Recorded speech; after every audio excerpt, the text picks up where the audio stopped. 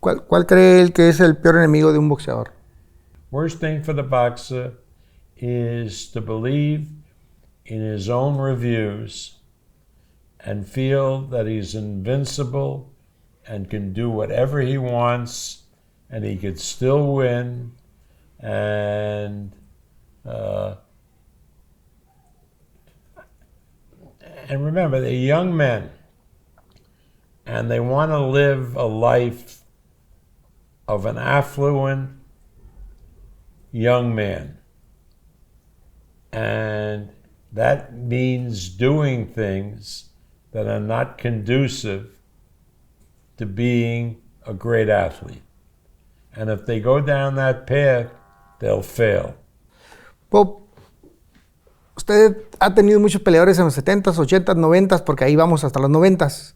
¿Cuál es la pelea de cada década que le ha gustado más promover? ¿O que ha disfrutado más como aficionado al boxeo? Porque también lo es. Well, I don't know about decades because it all, but some of my favorite fights are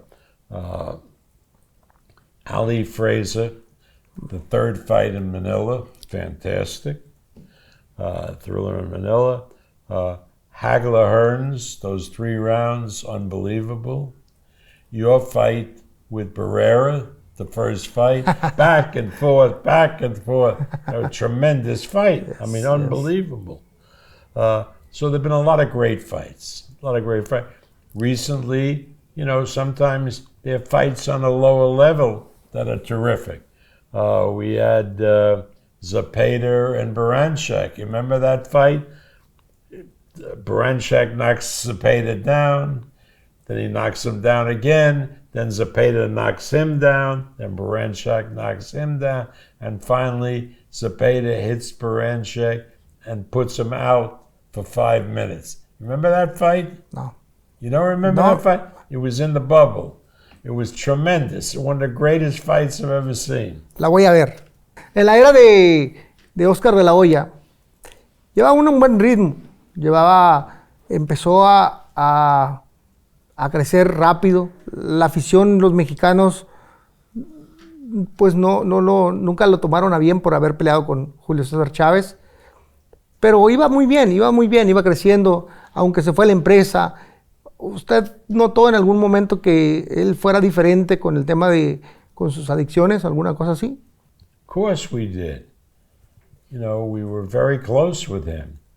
And we realized that, again, it's a problem.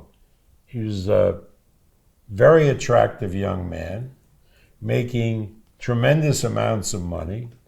The world belonged to him, and it was hard for him to control himself so he didn't go off the rails, so to speak. I mean, that happens. He would, to this day, I'm very fond of Oscar. I like him very much. But it was very hard for him to avoid the temptations. ¿Por qué a Oscar le regaló usted la medalla olímpica y usted se la regresó? Well, he gave me the gold medal because he was grateful that with our help, he had advanced his professional career. But when I got it and had it, I realized, what was I doing with the gold medal? I didn't win an Olympic medal, right? He did. So I ended up, in the course of promoting a fight for him, one of his later fights, making a ceremony and giving it back to him because he earned it, not me. I didn't even know him when he won the gold medal. Sí, pues sí. Entramos a los 90s, brincamos a los 2000, a los 90s, ahí aparecí yo, aparecen otros grandes peleadores y brincamos a los 2000, porque vamos a hablar un poquito no de mí, la verdad, al último, si me hace favor, pero llegó en los 2000, apareció un joven filipino y empezó a cambiar la tradición del boxeo. Empezó a subir de peso y empezó a ganar títulos, estaba chiquito y empezó a ganar títulos en diferentes divisiones. ¿Cómo lo veía o cómo lo empezó a promover? Well, he came out of nowhere. He came in as a substitute, and he won a world title. I forget, he fought an African. And then they put him in with Barrera, and he beat the Barrera. And at that particular point, we matched him with you, right? And I was, Top Rank was your promoter. And you beat him the first fight. Right? And I just felt that he was a tremendous personality and had a fan base among Filipinos that I wasn't aware of. To digress, when I moved to Las Vegas in the late 1980s, I was familiar with Dominicans and Puerto Ricans and Panamanians, but not so much Mexicans. When I came to Las Vegas, it opened my eyes how big the Mexican market was. I hadn't realized that. When Pacquiao emerged and I started promoting Pacquiao, and there were hundreds of Filipinos standing outside a gym or outside a restaurant, I said, my God, I never seen anything like it. And so I realized I had something special in Manny Pacquiao. Top Rank tiene una posición muy importante que nunca sale a la luz pública, que es su matchmaker, en este caso Bruce. ¿Qué recomendaba Bruce cuando hablaban de Pacquiao? Porque siempre Top Rank hace las propuestas, o a veces dice, ¿cómo se les llama? No, hace propuestas y dice, mira, te conviene esto, te conviene el otro, esto es lo mejor para ti. ¿Qué se hablaba cuando Pacquiao proponía subir de peso? Well, you're quite right.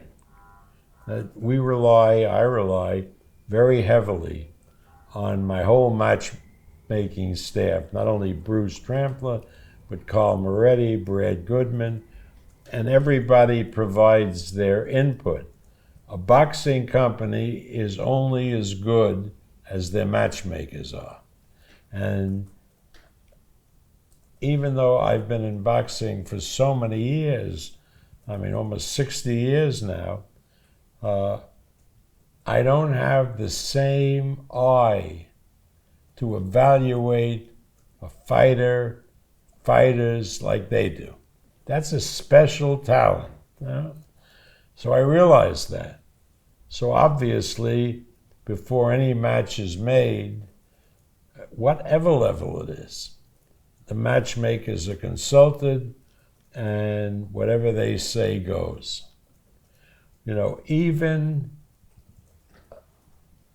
when we made that fight with Oscar and Manny, and people said that it was a mismatch, and the Philippine Congress wanted to put me in jail for making that fight.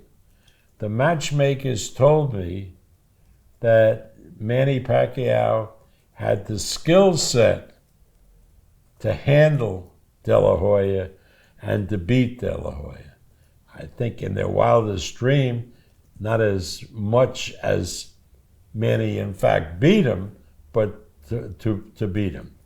And so I didn't hesitate to make that match.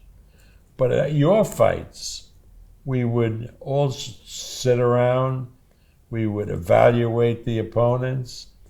We, particularly if a fighter is coming up, you know, his career, Is he ready to take that step? But that's all the matchmakers. We have matchmakers that are the most highly paid and always have been in boxing because they're so valuable.